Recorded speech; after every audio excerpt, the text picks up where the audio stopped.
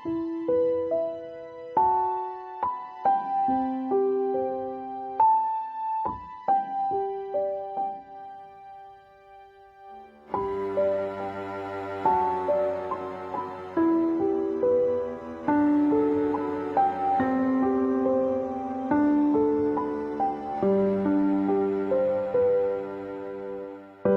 าเข่งคำคืนลึกเย็นในก็อยู่ใกล้ตื้อใจถึงมาคุกใจไล่ขึ้นตั้งยุ่มมาจอมแคบข้างตัวตึกเป็นเงามาอ๋อน้องเอ๋ยโอ้ว่าคำขึ้นในมือจงเตะลับลีอ๋อน้องเอ๋ยเก่าเอาเพลงโหในกันมาฟันลีห้องเป่าเสียงความหักถึงมา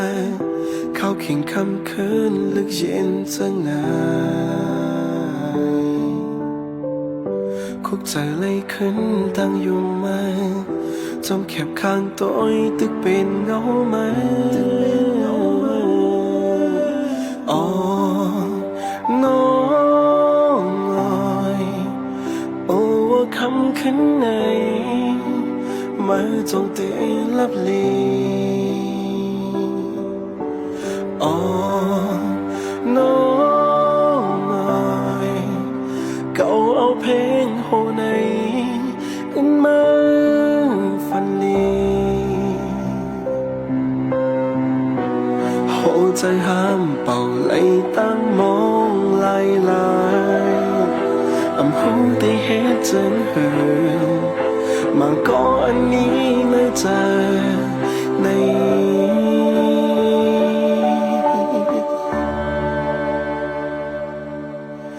อ๋อน้องเอ๋ยโอ้ว่าคำขึ้นใน